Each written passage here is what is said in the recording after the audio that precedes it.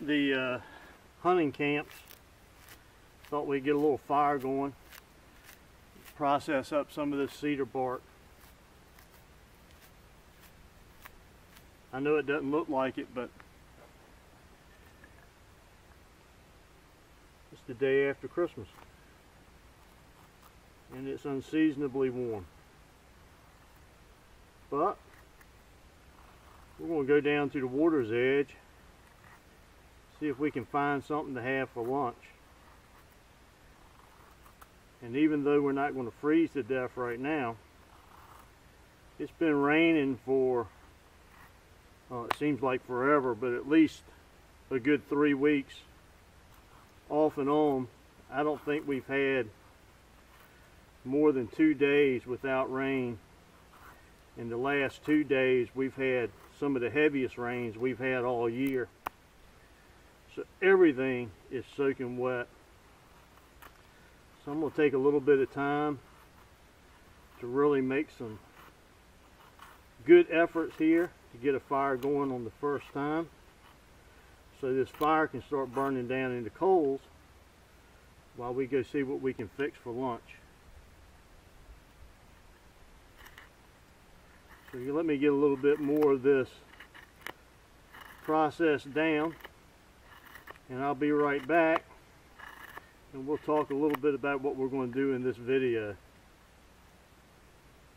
I was able to get some cedar bark that's pretty dry, found some fat wood, got some split down wood, and got some stuff that was up off the ground, so we should have a pretty good chance of getting the fire going.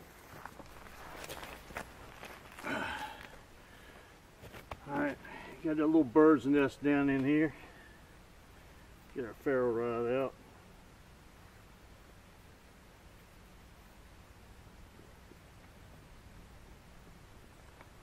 The old Genesis knife. Well, I was just cleaning up the rod, but I guess we did a good job processing our tenders up, because we have fire. But we're not going to take that for granted. We're going to get some more of that fat wood on there. Like I said, this stuff is awfully wet, and we want to cook some lunch out here today. So we'll get that going. Start putting some of this poplar on there. This stuff, even though the poplar is a great fire material, that bark is wet, so we'll make sure we do this right the first time. So let's get this going. I'll be right back. Here's an example of choosing what you harvest in your woods to benefit the woods and not harm it. Here we've got a tree that has split off actually 4 times. The center broke out last year, but I've got one of these sides here that's in the way, and it's actually detrimental to this tree, and I need something green when we get ready to cook our food. So I'm going to harvest the one that is going to serve my needs, and also it's going to help this tree. I'll cut it off a little rough right here, but not let it damage the rest of the tree, and then I'll come back and prune that with a saw.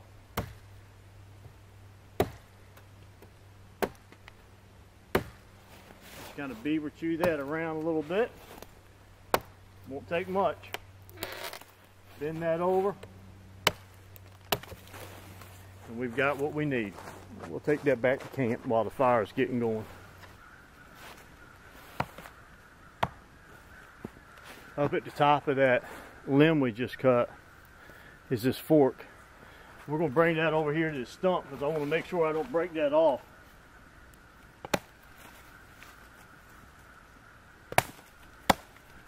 I'm going to cut that off, leave it on here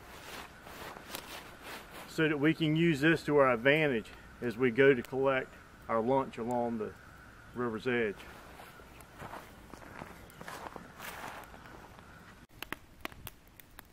Okay guys, we've got our fire going where I think it's self-sustaining.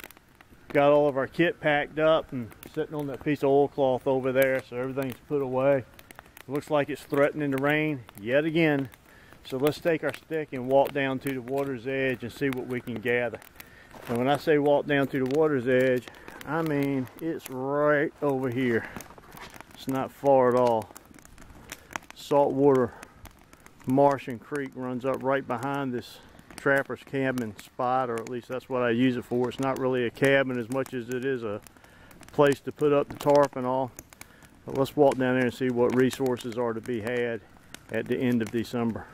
Okay, so now that we're down here at the water's edge, I want to show you where we're at. We've got a long sweeping turn that's right out here that comes, and this is the outside of that turn, and this is a cut bank.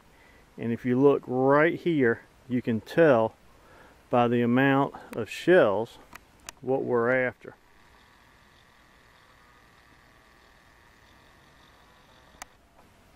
That's all oysters. And out here in this water, right out here from this bank, is a large oyster bar. Now I know they're here because I found this area trapping because an animal line or path that's worn down by multiple animals is running right along this bank, and they were constantly going down. So let me reposition. I'll show you what we're going to do. Okay, down here in the edge of the water, not too far out, it's high tide right now, so it's kind of messing us up. We should be able to go about 6 to 8 feet out on this flat. But even up here in this tidal area, you can see in there these oyster shells. And I'll point to a couple of them. Right there's one, here's one, there's one. They're all over the place in there. We're going to take our stick and go down in there and see if we can pull some of these out and see if we have any viable oysters or if they're just empty shells.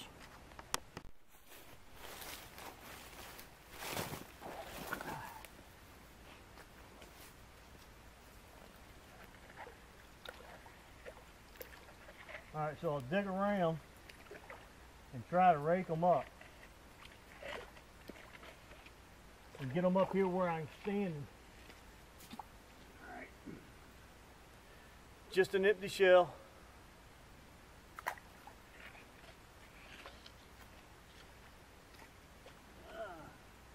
Rocks.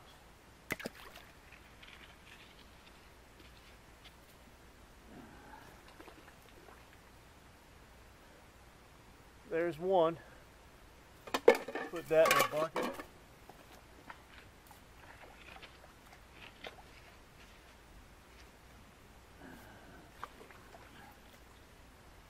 Alright, there's two.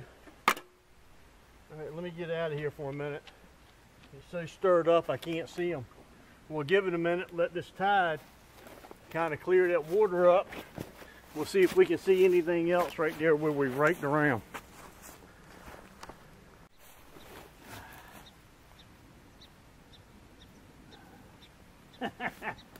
How you like that?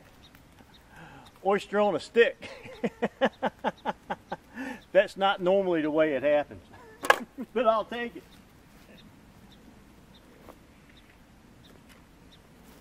Oh, there's one right there. Let's see if I can do that again. Oh, I missed one.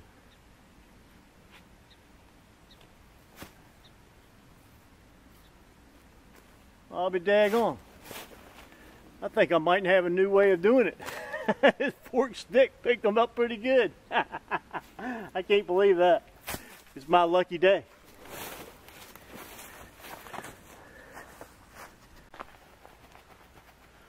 Alright, so back now at camp. Remember that green stick we cut? This is where that's going to come in handy. Our coals are burnt down. Move them all over here to the side where we need them. Put that in there, and that green stick. We'll get our oysters. Now, on an oyster, you want to turn it up so that as it cooks, the juice doesn't run out of it. So we're going to turn everything that's low uphill. And the idea is that oyster will cook right there in the shell. And if it's a good oyster, it'll open up. If it's a bad oyster, it won't. And if it does, sometimes it's full of mud. But that is a good way to supplement your diet in the wintertime along the water's edge. Alright, we'll let them sit there and cook for a minute, and I'll show you what they look like when they open up. Okay, now that's what I'm talking about. This one right here has popped open. Let's see if we can get that in frame for you. That's what we want. So he's done. So we'll set him out over to heat. This one right here has popped open. So we'll set him out. This one, he's dripping. And so is that one, but they haven't opened up yet, so we'll give them another minute. Alright, so in my preparations for today, I brought a little bottle of hot sauce. It's the stuff that comes out of MREs. Saltine crackers. And of course, my coffee. Alright, I'm going to set that off to the side here for a minute. I'm going to talk about opening up this oyster. So I got my pocket knife, and you want to wear gloves for this because the shells are sharp and they'll tear you up. And what I like to do is pour that juice right in my plate and then take the back side of the knife if I have to do any prying, so I'm not prying with my edge. They actually make a knife to do this with, but a butter knife works fantastic. I'm going to save that shell because I'm going to take that and put it right back down in the water where we got it from. And that's all part of maintaining our resource, because as oysters, come the right time of year, produce the eggs attach, or what they call strike, to these empty shells. So most of the time, you can open these right up with your hand, if you've got a pair of gloves, that is. And then he's attached inside that shell with this little strong piece of, it's almost like cartilage. So you're going to cut that off and then pop that right out of there. Put him right on your plate. Now, the way I like to eat these, uh-oh, my other ones are getting done. I better hurry up. I like to take just a touch of hot sauce, one drop. Oh. Hole stopped up in there. It's all right. Take a little stick.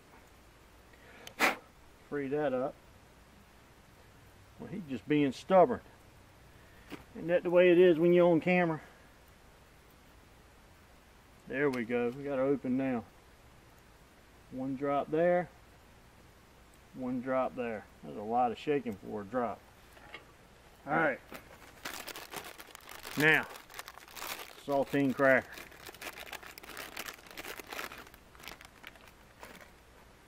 I like to take that, put that oyster right on that saltine, and this is what you call good eats.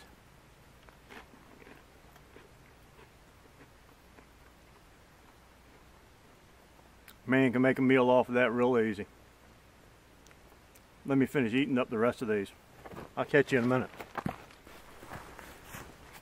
Okay guys, thanks for joining today. You know, just wanted to show you that it doesn't take a whole lot to go out and enjoy yourself. But if you apply yourself a little bit, know what's available in your area of operation, wherever you're traveling, wherever you live, wherever you have access to go out and practice your skills, you can supplement your diet, and you don't have to go around and digging on roots and looking for wild edibles. And I know it doesn't look like it, but like I said, it's the end of December, day after Christmas. It's unseasonably warm, but you'd be hard pressed to go out and find enough vegetables and greenery to eat around here to keep you going. I like to to hunt and trap. That's all good, but there's abundances along the water's edge if you know where to look for them. And they're good too. One thing I didn't mention was all this juice that we got out of the oyster. They call it liquor. And it's just full of nutrients. It's salty and briny. That's been cooked, and that can be enjoyed also. Help supplement you when you're out here. So I'm gonna get me some coffee fired up. I'm gonna shoot a couple more videos while we're out here today. But thanks for joining me today. I hope you enjoyed it. I enjoyed bringing it to you. I'm Tim Langston with Red Dog Bushcraft, home of global safety and survival. Until next time, God bless.